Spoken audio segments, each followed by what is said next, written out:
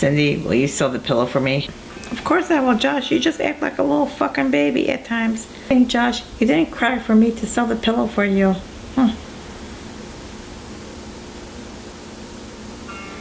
I'm not a crybaby, but I know others who have cried. I know. So I asked Cindy to sew this pillow for me. Thank you, Cindy. You did a good job. You're welcome. So we started to laugh. Finally, we started to relieve stress with each other, because sometimes she stresses me out. I guess now I know why they say love is blind. It sure is. At times I feel blind without her by my side, and then when she walks away from me and starts cooking, during halftime I start to write. Sometimes she drives me insane, calling out my name. She's kind of impatient. I love how she sings my name on the side. She's really beautiful. At times she just calls me from a distance and says, Joshua, Joshua, Joshua.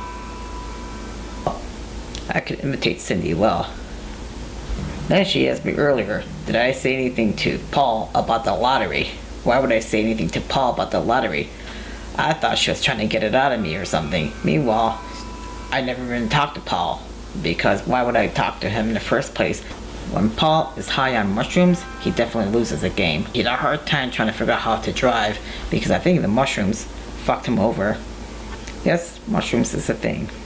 He ate so much he couldn't really think straight.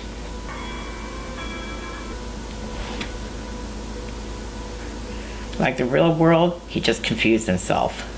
Life is not really confusing. People just confuse the fuck out of themselves. So Paul ate a lot of mushrooms and said he couldn't drive that day. He still placed a bet on the game.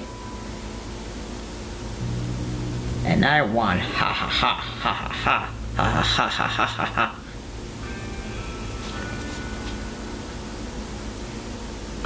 I felt so good when I won. Huh. When Cindy, thanks for sewing the pillow. I really appreciate it. You're welcome. She's always throwing things at me. She has a temper, and I'm Italian and I don't have one. All she was doing is bitching when we went shopping. She was really quiet, and then she started bitching here, bitching there. It was a dream I had.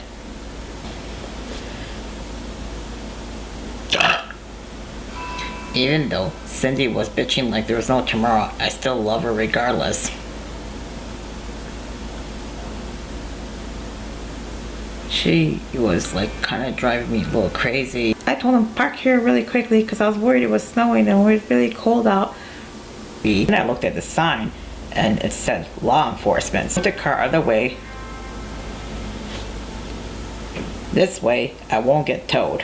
When he parked at the law enforcement section, then I thought, God, I hope he won't get towed. Look, I finally used my brain since you always think I'm sitting on them and I'm not. You know you really love me deep down. You start singing when you're sewing. So she started singing when she was sewing, and it was beautiful. Earlier, she thought she had no voice. And then I finally listened in, and I said, you have a beautiful voice. You should pursue singing. And then she looked at me like, kind of self-conscious about her looks. She looked in the mirror, and she was like, oh, my face is not all even and stuff. Then I said, look, not everyone's face is definitely even. Like, look, my hands are not the same size. My left arm is not the same size as my right arm. I'll just have to say that she's definitely the one for me. She makes my day all the time. She makes me feel so alive even though she's bitchy at times. Even though she pisses me off so much, I still care for her. She's the one, and that's a fact. I love how she sewed this pillow for me. She was so relaxed. I put on the 80s music for her, and I never seen her so relaxed in her whole life. Is a beauty. She has it in her. She can't sing, and She actually questioned how she could sing. I told Cindy, when you sing, you have to sing from the diaphragm. And unconsciously, she did that. So when I'm with Josh, I feel like I have no shame with him because I really care for him. I know this is a pillow I have next to me, but I had to sew it for him. I love spoiling the shit out of him until shit comes out. Huh.